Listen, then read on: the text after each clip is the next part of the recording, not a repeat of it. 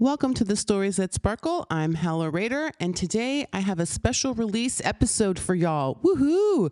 Yeah, I am participating in Podcastathon, which is a worldwide, international, multilingual collection of podcasters getting together for 1 week only between March 14th and March 20th, and releasing special episodes of their podcast to feature a non-profit. I mean, that's pretty awesome, right? I'm really grateful to be able to participate this year, and as part of that, I feature a nonprofit near and dear to my heart, the Laurel Center in Winchester, Virginia, which provides support services and emergency shelter to survivors of domestic and sexual violence and their dependent children in the city of Winchester and surrounding counties.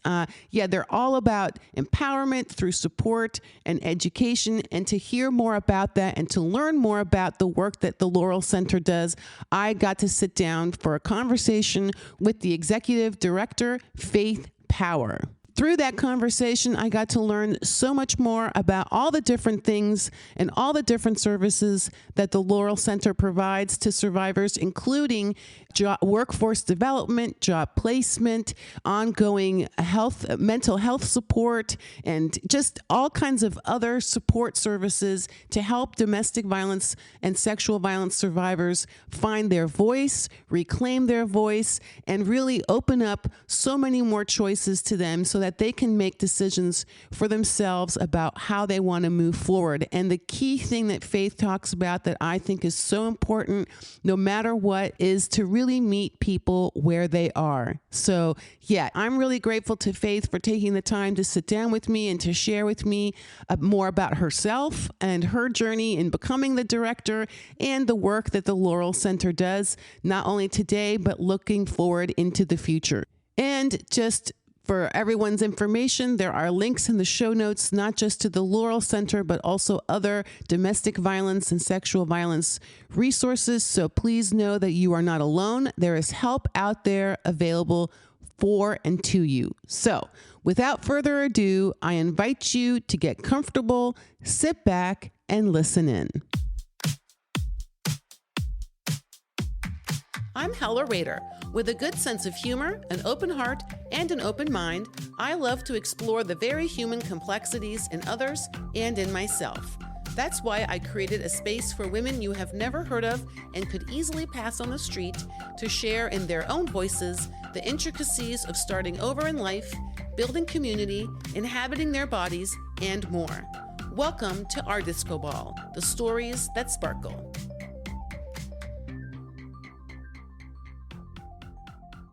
Hi, Faith. Hi, how are you, Hella? I'm good. How are you today? I'm good. It's a little rainy, drizzly, but it's always bright and sunny at the Laurel Center. It's a really beautiful space. It is beautiful. So, well, thank you for joining me. As we were just chit-chatting about it, this is a special episode of the Stories That Sparkle podcast for Podcastathon. So, when the opportunity presented itself to visit with and highlight and showcase a nonprofit, it was a no-brainer to me to try and connect with you and make this happen. So, well, we're glad to welcome you here, and thank you for your interest in the Laurel Center. Yeah. So I guess we can start just with a little bit of background in terms of your journey becoming the director of the Laurel Center. Wasn't on my 10-year plan, that's for sure. But, that's how life is. I was actually teaching at the local university in the business school. I've been an entrepreneur for most of my life and had went back and got my doctorate actually from George Washington University and had an opportunity to teach and fell in love with that and was doing that. And I had a board member from the Laurel Center reach out. They were trying to build a new emergency shelter and community outreach center. And they had raised enough money to actually get the shell part of the building built and could not raise enough money to finish it off. So it was actually shuttered for about 6 years. And I actually had been serving on a board across the street, and I would go to these board meetings and I'd leave and I'd see this empty building with the fence around it and grass had grown up and there was debris around it. And I remember one day so clearly saying, what are those people doing? They need to get this building built. You know, it's important to the community. And about 2 years later, I got this phone call, as I said, from a board member, and they said, we'd like to talk to you about getting the building finished. And I thought, oh, you know, I must have complained too loudly, and the universe said, you're up, right? And I've always been somebody from a teaching position that I'm very hands-on. I've gone into other nonprofits and had supported them throughout the years, and I've brought that into the classroom. And I thought, well, this is a great opportunity. It's an important organization in the community. I can learn a lot through that process. I'll help them get the building finished, get it paid for, and I'll go back to teaching, right? Well, that's almost 9 years later, and I'm still here, right? And a lot of people ask, you know, why am I still here? And for me, I think as a woman, it took me a long time to find my voice, right? Ooh. And what I noticed is when I came in here that many of our clients either didn't have a voice because of the whole power and control dynamic with domestic violence and intimate partner violence, or they were still so young that they hadn't had a chance to develop that voice, right? And I felt like, well, I have a voice, right? We need to talk about this in the community. And that's one of the compelling reasons that I'm still here, is that we continue to be very silent about domestic violence, right? And I think that silence obscures the amount of violence that there is. And it also, I think, makes victims feel ashamed if they've done something wrong. And they haven't done anything wrong. Right. Right? Right. Yeah, it's interesting that you mentioned voice. This has been, especially recently, very at the forefront of my mind, because, I mean, as I mentioned to you before we started recording, and my listeners all who've been here know this about me, and that I'm also a survivor. My voice was always the issue, or for me, Right. like how to use it, how to claim it. Right. Even once I use it, not to be afraid of it, Right. you know, all of that. And and in part, one of the reasons I wanted to do this podcast at all was, yes, it was 100% primarily to shine a light on other women. But underneath, if I'm honest, was giving myself an opportunity to practice using my voice. Absolutely. Out loud. Good for you. Yeah, and it was interesting. I was just sort of looking back a year, and when I started recording, I couldn't have done this.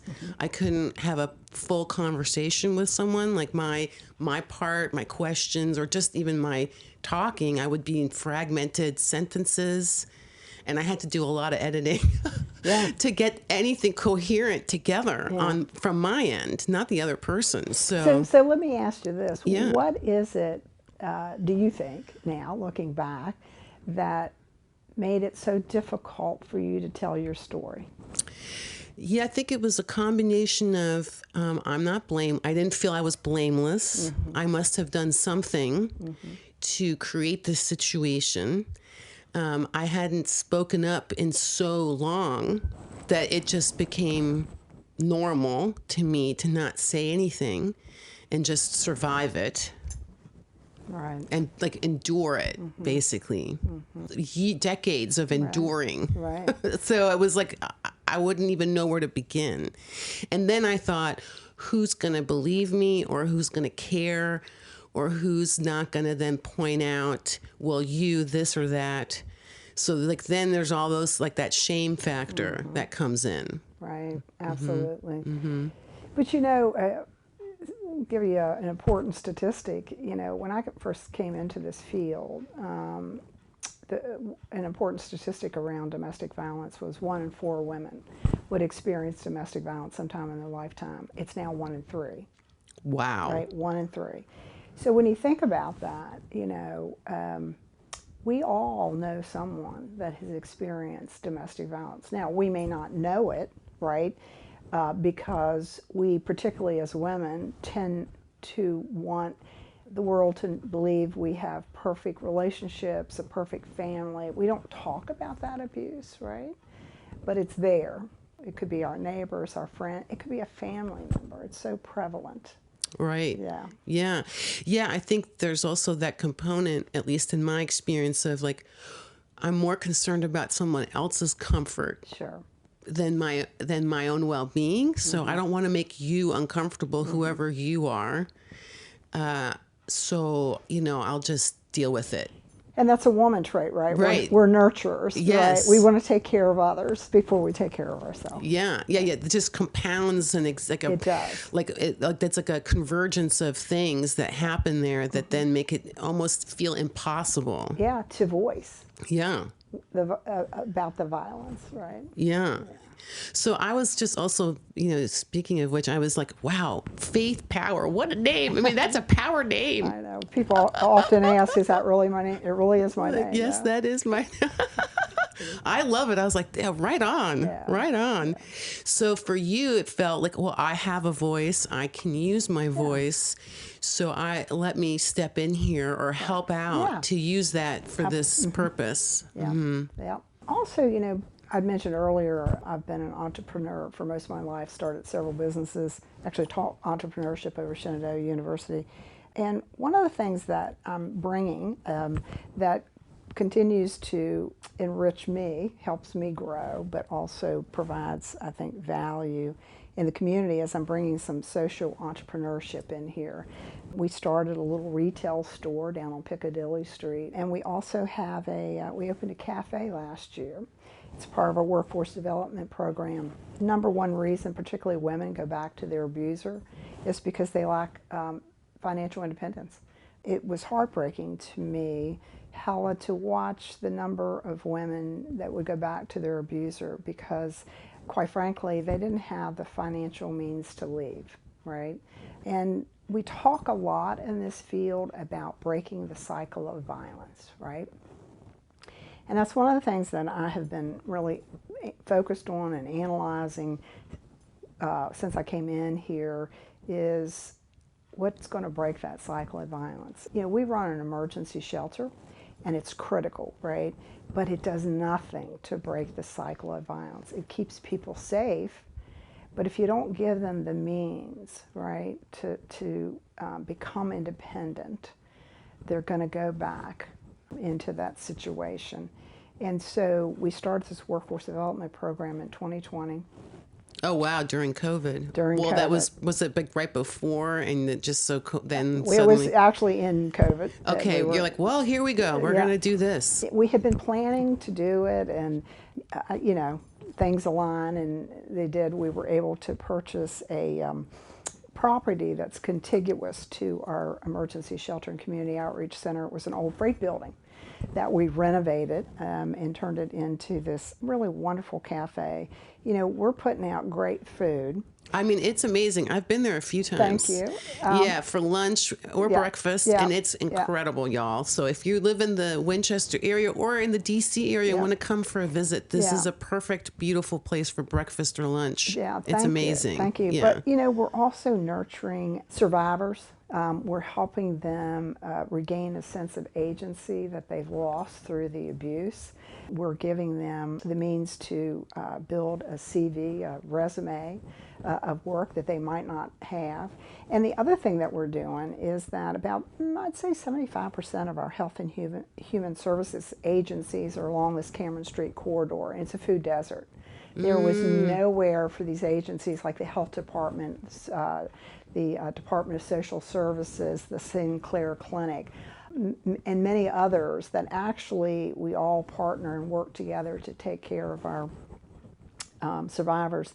There wasn't anywhere to go eat. And so now we're nurturing our allied professionals that support the Laurel Center. So we're very proud of that effort. Yeah, that's amazing. I didn't even put that together. Yeah. Wow, that's a beautiful full circle. Yeah. It's serving so many different things all at the same time. It is. So I get to bring that skill and experience into a human service area, and it continues to enrich me, and I continue to grow through that experience. Wow, that's amazing. So how does that work in terms of the women that are employed there or who are working there in whatever capacity at the cafe or now the retail store? Are they living at the shelter, or and then that sort of helps them transition out to somewhere else? Some are, not all are. So you would not have to have come through our emergency shelter program to have a job. You just have had to experience domestic violence or sexual assault. And typically it's a 12-week program. And along with that job, they are paid, by the way. We have on-the-job training money that we've been able to secure through some private foundations. They also, we have a workforce development coordinator, actually works with them from the perspective of they'll do mock interviews, help with resumes. She does courses on how to dress for success, what to expect in the first 90 days of employment, how do you, maintain your employment. She's literally a case manager for our survivors. She works with employers if there are challenges with the survivor in that work environment. Sharon Harris, who's our coordinator, actually is an interface with that employer to help work through those issues and maybe provide some additional training or have a conversation that leads to the individual that we've placed into that work setting to overcome any issues that might exist. And she continues to follow them even after they have secured permanent employment. And our goal with the employment with the program is not to just get them into an hourly job. We're really trying to get them into roles that are a career path for them. Right. Not to suggest that getting them into an hourly job, maybe it's with a convenience store or wherever, it isn't important. Sometimes it's necessary, but we want them to be able to sustain themselves, right? And we think putting them into a career path role is important. So we have some money that we can actually help send them to Laurel Ridge, for example, where they might want to be a phlebotomist or a dental hygienist. So something that gives them a certification and puts them in an area where there's a high demand for that skill set. Yeah, that's a great partnership because they have a great program for very targeted training certifications that then lead to these sort of career paths that are known demand in the area, which is just a beautiful synchronicity. That's really amazing. Yeah, because I was struck by your point that it's not just getting the job or being in the job, it's keeping the job, and also the sensitivity to, like we were talking also before, I was sharing how I've done a lot of work as part of my healing, but there's still going to be moments or situations that pop up that out of nowhere that will surprise me, where I have a reaction internally that's not maybe reflective of what's actually happening in that moment. Absolutely. But if there's no understanding of that, it can be very disorienting for other people.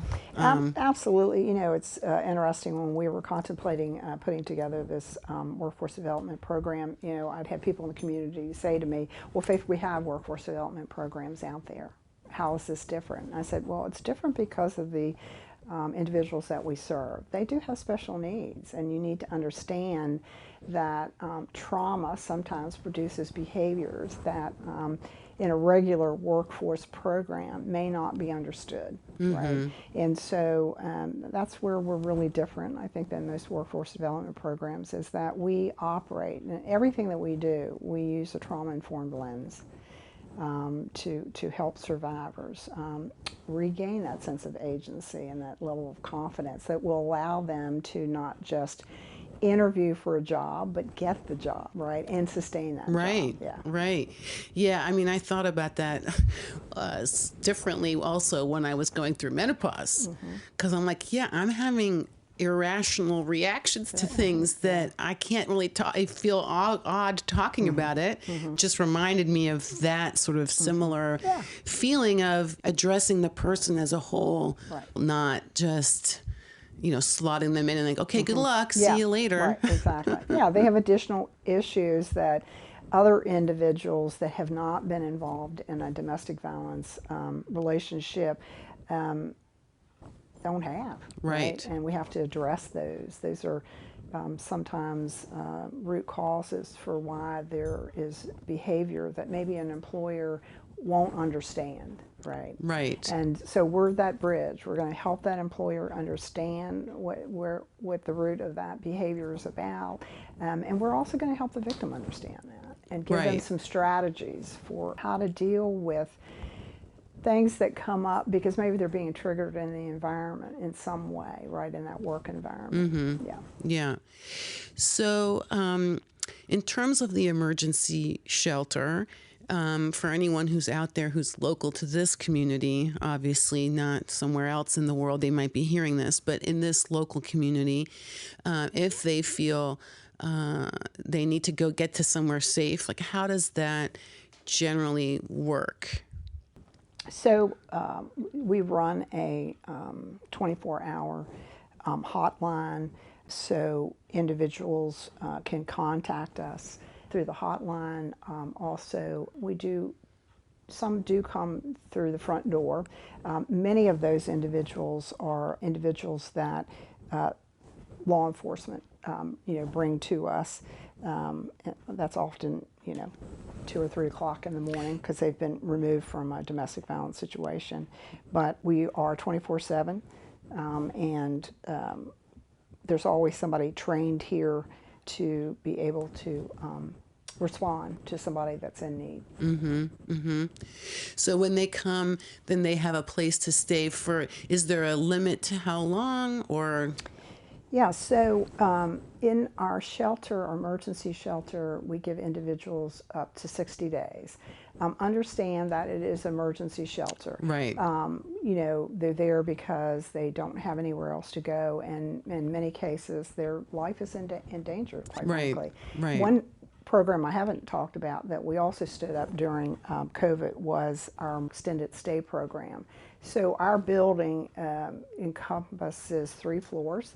And on the 3rd floor, we stood up 4 efficiency apartments. Oh, wow. I did not realize that. I'm so did. glad we're talking about Yeah. this. I didn't know that. So one of our challenges here locally, although in talking to other programs across the country, it's not just unique to Winchester area, but one of our challenges is to finding affordable housing for individuals, and it really got very difficult during COVID because there was a moratorium on evictions, so there wasn't any movement, right?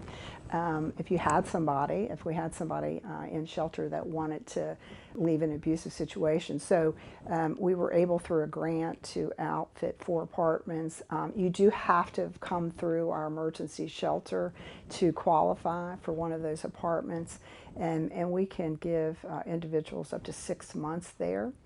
Many abuse victims have obstacles to finding a permanent place to live. They might not have a credit background, or it might be a poor credit background. They haven't maybe worked, so they don't have a job history that would allow them to get a job. And so we have case managers that will work with individuals to address those obstacles in that 6-month period. So again, help them find a job through our workforce development program, work with them to establish their credit or to try to improve it. And we also have a housing manager that's out there actively working towards trying to find an affordable place for our victims. So, Right. yeah. Wow. I don't think I fully understood the breadth of all of those services that you have here. That's Yeah. really incredible. Like it really does touch Yeah. on the full picture of the issue and the needs of survivors. And they have many. In addition to the workforce development program and our extended stay program, we have victim advocates here that will actually go into court with our victims to maybe get a protective order, address a child custody matter. We have a children's program. We actually see children ages 5 to 17 that have experienced domestic violence in their home life. We provide licensed therapy services to those children and court accompaniment as well. Also, we have adult therapists here, so we work with survivors that have experienced domestic violence. It's a 12-week session that they get to really help stabilize them, and then they're referred out in the community to a therapist if they need more than 12 weeks. So we do a lot here to help survivors. You know, I think people think a lot of most of who we serve come through our emergency shelter, and that's not actually the case. Oh, interesting. The largest number of people, survivors that we serve, are their community members that either aren't at a place where they feel like they need emergency shelter, but maybe they don't.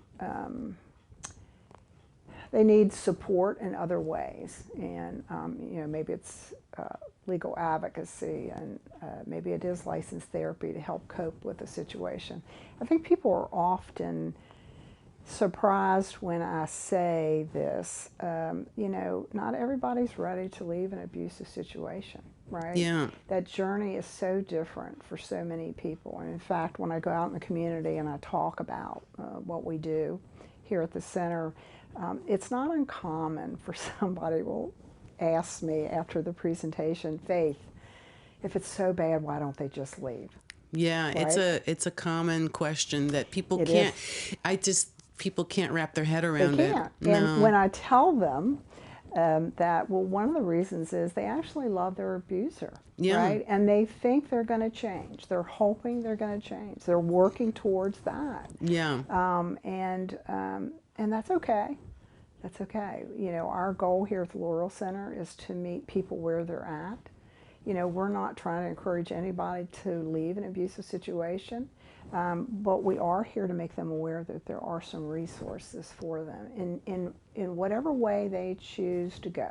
Right? Right.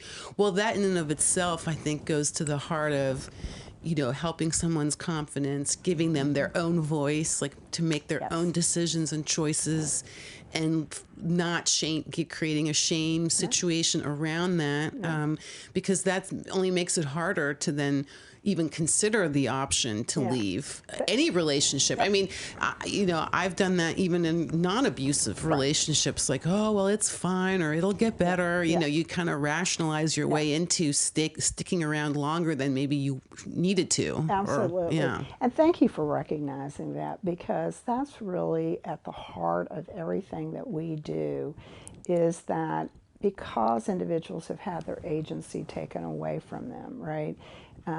They've been living in a power and control environment. We want to empower them.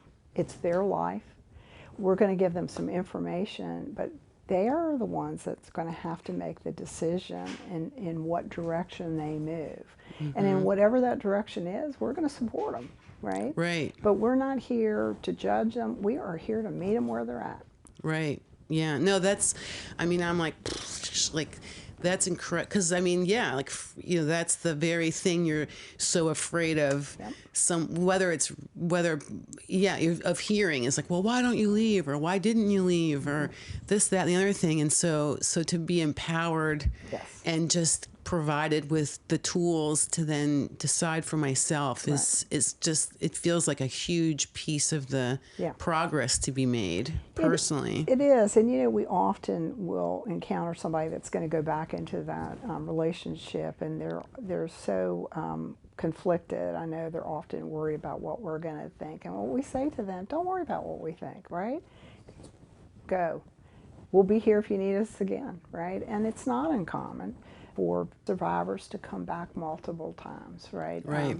There's research out there that suggests that at minimum, it takes 7 times for an individual to leave, you know, an abusive relationship. In fact, I'll share with you, we had a lady who So the Laurel Center is close to 44 years old. We've been doing this for over 4 decades. And we had a lady probably for 20 some years that would come in here. Her husband was a functional alcoholic.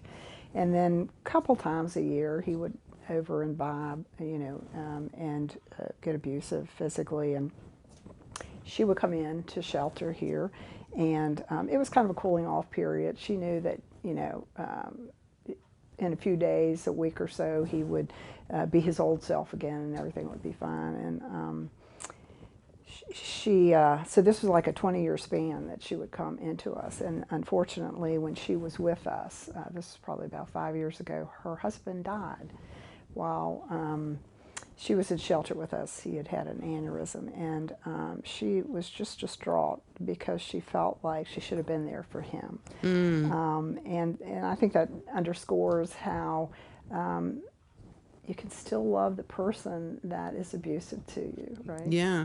Well, it's interesting you bring up alcoholism, because that is often a contributing factor, and that in and of itself, like living with the effects of someone else's alcoholism, has very similar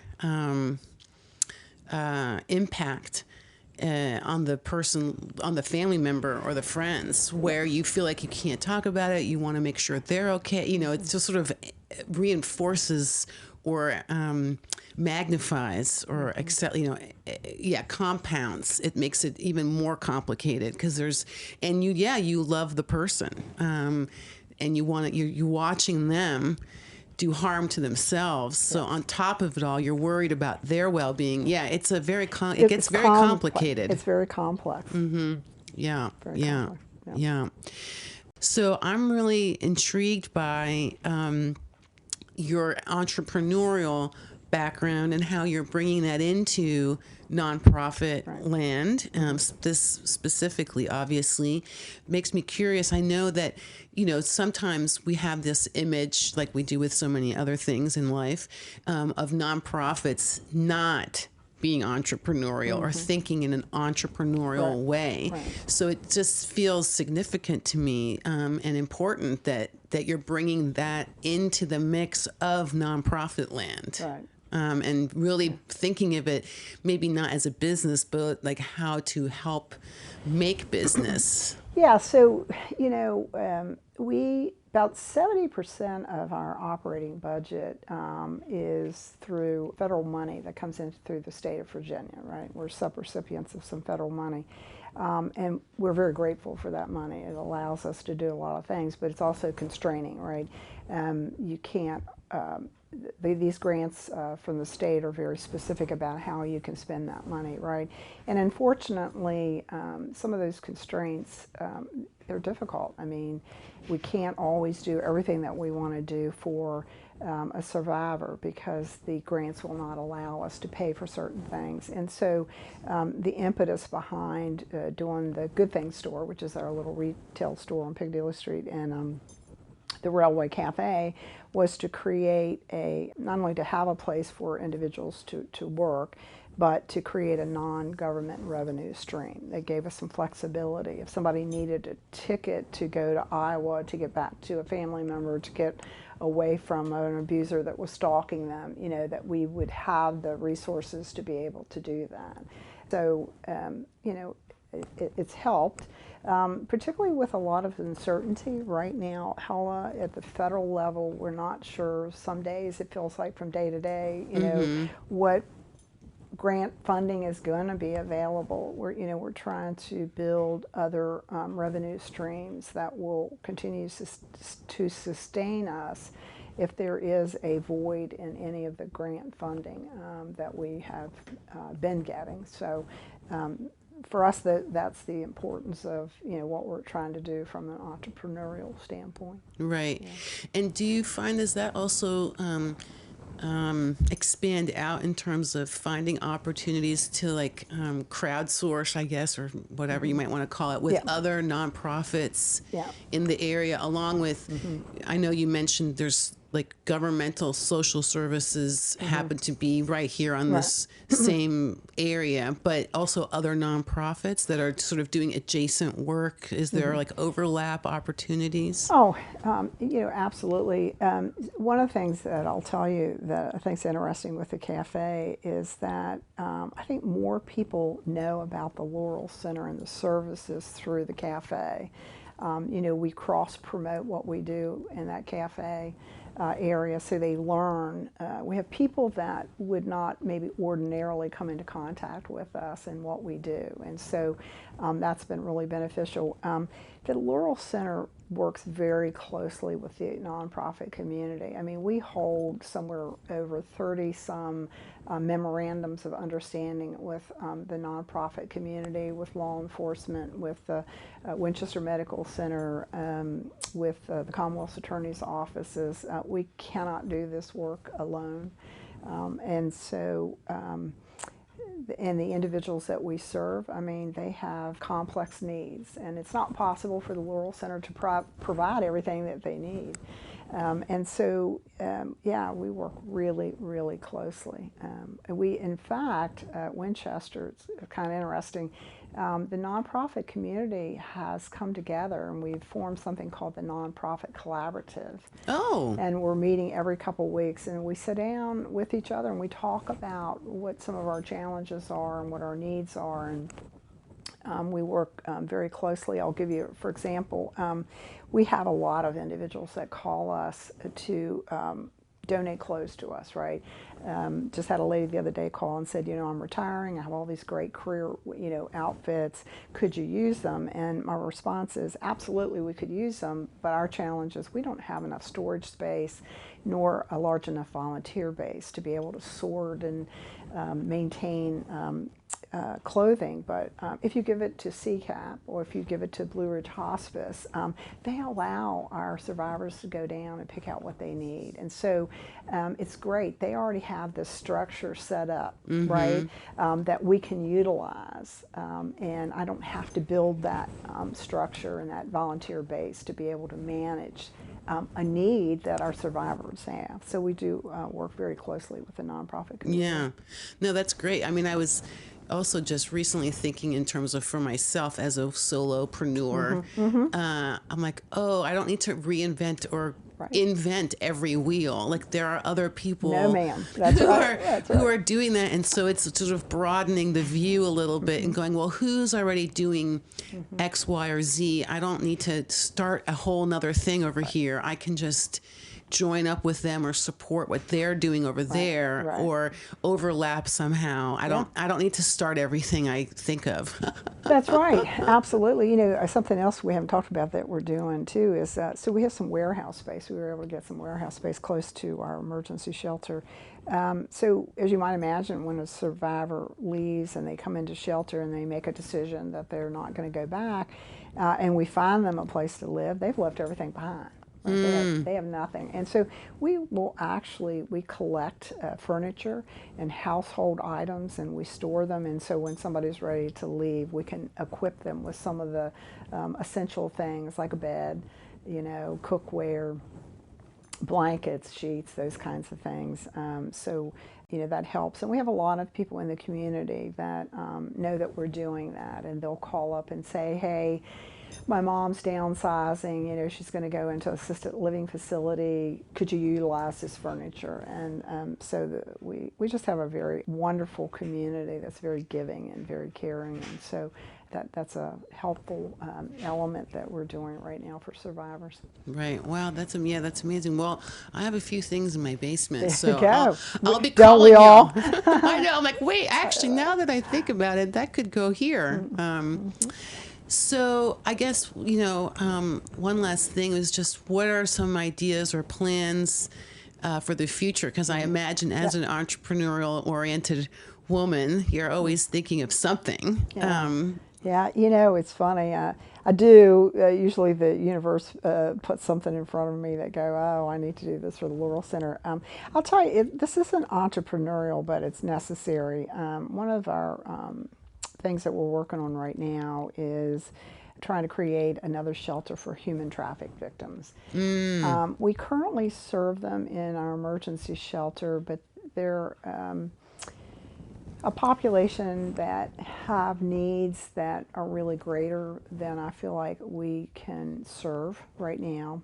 And so we're trying to create, we've identified a space, and we want to try to acquire that space and renovate it to set up really a small shelter, but one that's really tailored to a human traffic victim. We're have this I-81 corridor. I was going to say, we're right in that north-south. We are.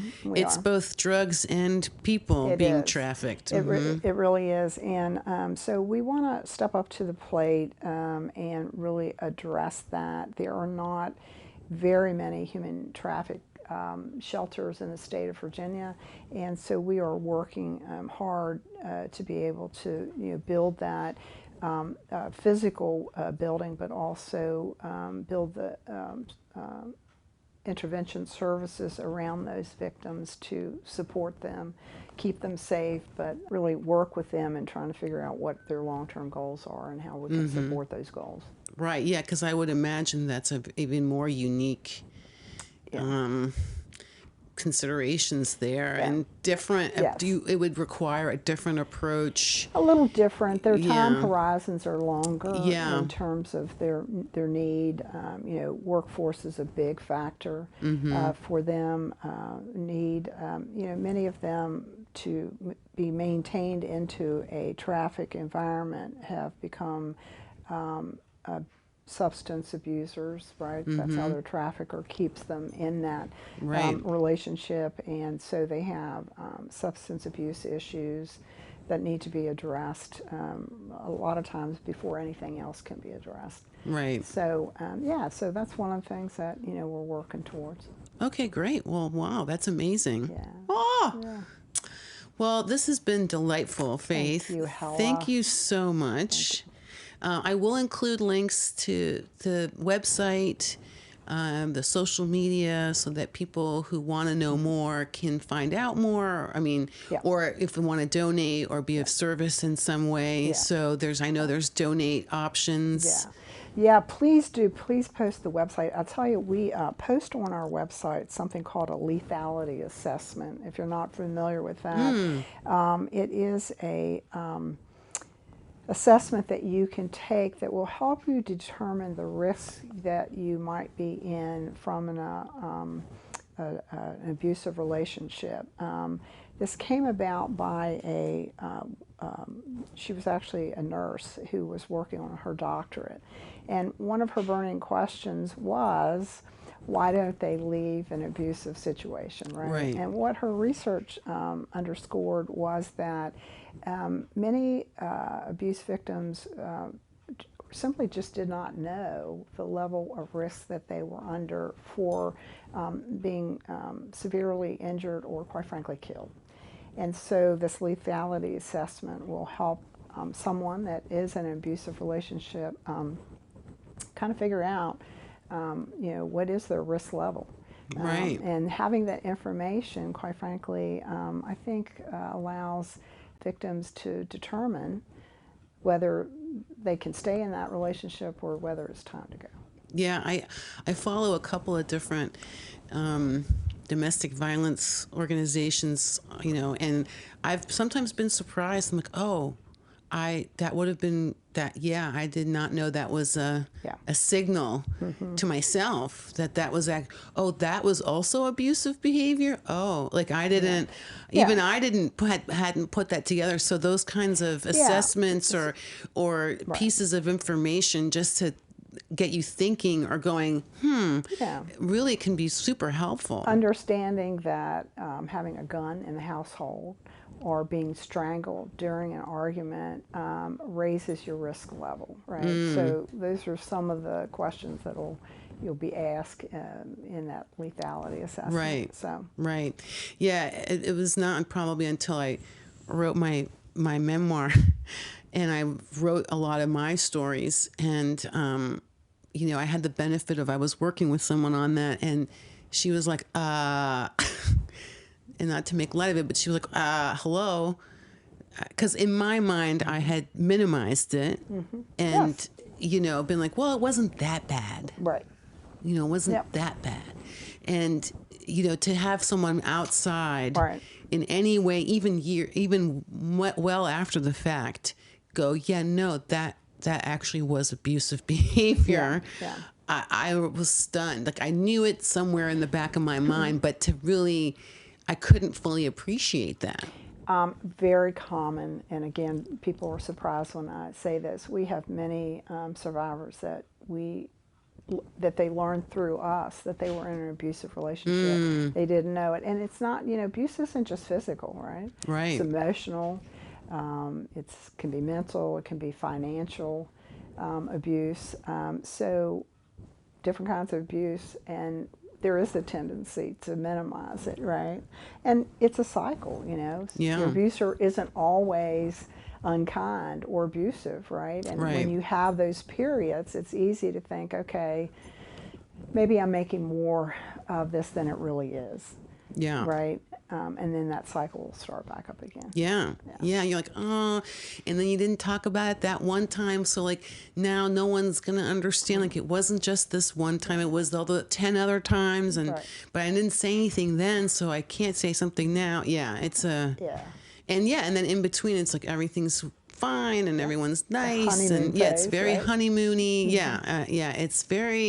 It's very complicated, and it I'm so grateful that y'all are here and doing all of this different work and to address it on all these different levels. So well, thank you for shining a light on domestic violence in general and specifically the Laurel Center. We appreciate it. Yeah, thank you for your time. So all right, well, look forward to a next meeting. Good. Okay. Please. All right. Thanks. Thank you. Thank you for listening to The Stories That Sparkle, a space I created for women to share in their own voices the intricacies of their stories. And thank you again to Faith for joining me and having this conversation and sharing so much more about the Laurel Center. I really was like, wow, I didn't know that the Laurel Center did all of those different things in all of those amazing ways. And it's a real testament to Faith's leadership there and also her entrepreneurial background and spirit that really thinks in all these different asymmetric ways to find more ways to bring more help and more support to survivors of domestic and sexual violence and their dependent children. So thank you to Faith and everyone at the Laurel Center for all the hard work you do for survivors and their families. So yes, thank you, thank you, thank you, thank you. All right, if you are feeling unsafe in any kind of way, emotionally, mentally, physically, spiritually, financially, please check out the resources I have put in the show notes, links to the Laurel Center and other domestic and sexual violence resources. There is help available to you. So if you're not sure what level of threat you might be in, you can take the lethality assessment Faith mentions in our conversation. I have put a direct link to that in the show notes as well. So please know that you are not alone and help really is available to and for you. And finally, please consider becoming a paid or free subscriber to my Substack, hellarader.substack.com. It really helps go a long way to support the work that I do in getting more women's stories and more women's voices out there. So thank you for considering that.